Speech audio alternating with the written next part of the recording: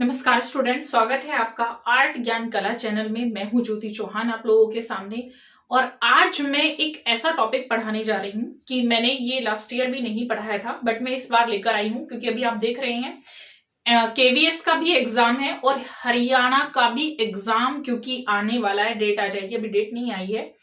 तो उस चीज को देखते हुए जो मैं आज पार्ट आप लोगों को पढ़ाने जा रही हूँ, अभी आधा है, पूरा नहीं है। पूरा पढ़ने के लिए आपको मेरा चैनल सब्सक्राइब करना पड़ेगा, लाइक करना पड़ेगा, शेयर करना पड़ेगा।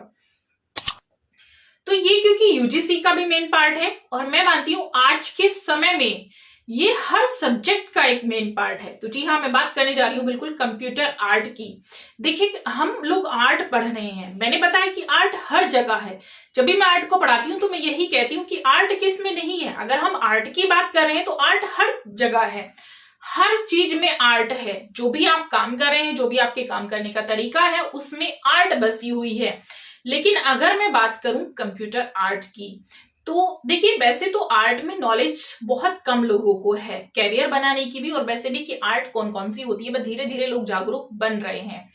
तो कंप्यूटर आर्ट की जहां तक बात मैं कर रही हूं, तो कंप्यूटर आर्ट की बात करने के लिए हमें सबसे पहले कंप्यूटर को जानना होगा।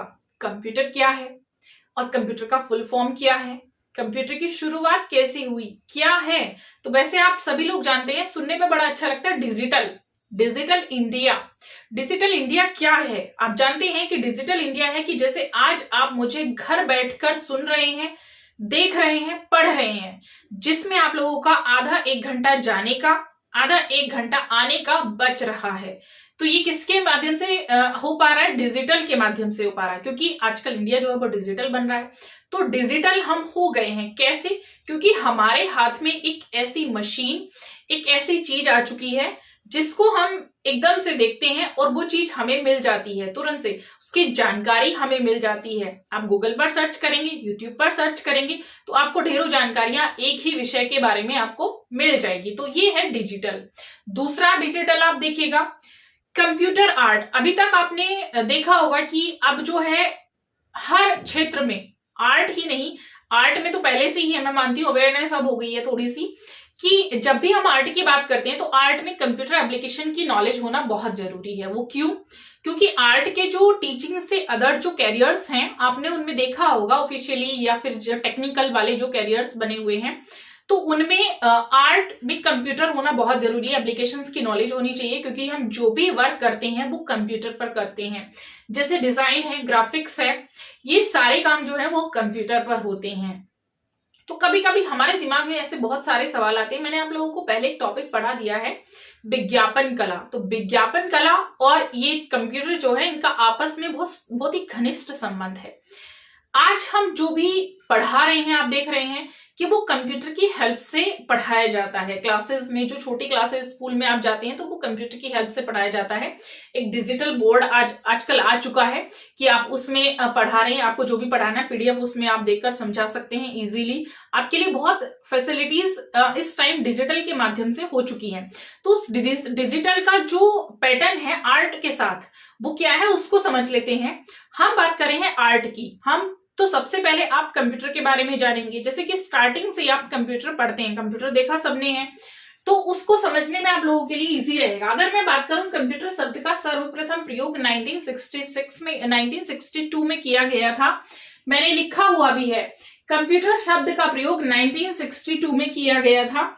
किसके माध्यम से किया गया? तो देखिए, एडमंड बर्कले ने उस समय किया था जिस समय एफ्रेम आरा जी की एक तस्वीर एक पत्रिका में प्रकाशित हुई थी। किस पत्रिका में प्रकाशित की गई थी? तो कंप्यूटर एंड ऑटोमेशन में प्रकाशित की गई थी।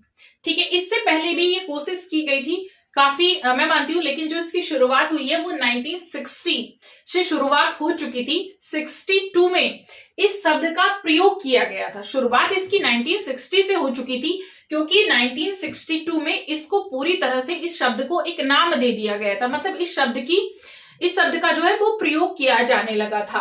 तो हम जानते तभी से हैं, जब हम उस शब्द का प्रयोग अपनी भाषा में करते हैं तो तभी से उसको एक पहचान मिल जाती है। यहाँ पर कंप्यूटर कला को एक पहचान मिली थी 1962 में। एफ्रेम आरा जी की एक तस्वीर प्रकाशित हुई थी एंड्रम बर्कले के द्वारा, और जिसका नाम था पत्रिका में कंप्यूटर एंड ऑटोमेशन में, ठीक है।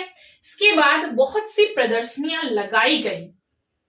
अगर हम बात करें तो कला के लिए आर्ट में मतलब बहुत सी प्रदर्शनियों का आयोजन किया गया। उनमें से मैं एक बात कर रही हूँ जो सबसे प्रमुख विशेष एक प्रदर्शनी थी 1968 में लगाई गई थी। कहा? Institute of contemporary art London में लगाई गई थी। ICA प्रसिद्ध प्रदर्शनी का आयोजन किया गया था, कंप्यूटराइज्ड थी, ठीक है। अब अगर हम बात करें तो यहां से पूरी तरह से ये प्रकाश में आ जाती है कला, और आज आप देखेंगे भारत में भी काफी अच्छे तरीके से विकसित हो चुकी है कला। जो कंप्यूटर आर्ट है, जैसे आप डिजाइनिंग करते हैं तो पावर पॉइंट पे करते हैं, इसकी जो हमें रिक्वायरमेंट होती है, एक सॉफ्टवेयर की रिक्वायरमेंट होती है, जैसे पावर पॉइंट है, आप प्रेजेंटेशन उस पर देते हैं अपनी, तो ये एक कला ही आप लोगों की कहलाती है। देखिए अगर मैं बात करूं इसमें आप लोगों की कि डिजिटल पेंटिंग जो है वो स्थापित की गई, तो डिजिटल पेंटिंग कला का एक माध्यम है जो आमतौर पर हम एक सॉफ्टवेयर के थ्रू यूज करते हैं, ठीक है।